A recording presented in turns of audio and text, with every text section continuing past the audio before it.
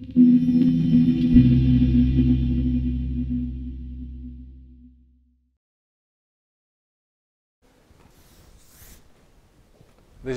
is World Wildlife Fund, or for that matter, all conservation organizations combined in the world.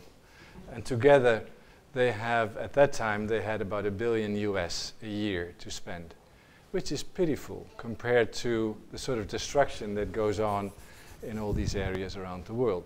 You know, that is spent on an hourly basis rather than on an annual basis. So any hope that you can actually solve or do what the public expects you to do with that sort of budget is completely meaningless, is you know, pissing in the wind. So, and any hope that by growing twice or tenfold you could do it yourself doesn't mean anything either.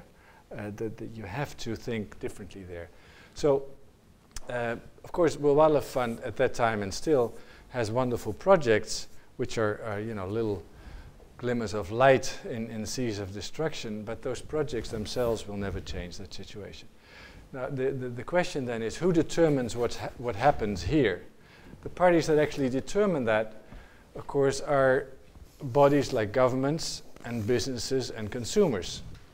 And they do that in their daily spendings. You know, the way the government governs and the business does its business and the consumers consume, the way they spend their billions every day determines what happens in the forests in Cameroon or the seas in Indonesia or whatever, right?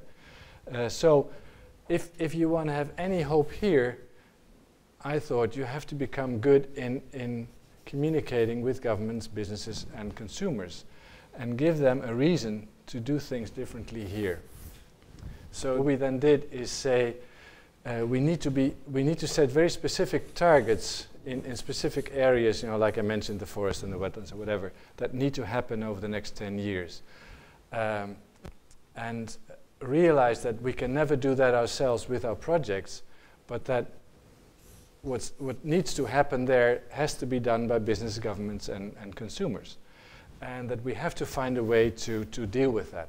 So we had an office when I took over, there was an office of 50 people, and of those 50 people, there were 5 working conservation. And those were the best minds we could find anywhere. They were absolutely brilliant.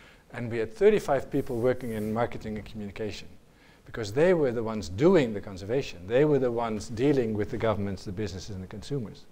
And those talks were not about, you should do this. Those talks were about what that then meant. But the realizing that the real agents of change were not the conservation people, but were actually the communication and marketing people, was an interesting experience.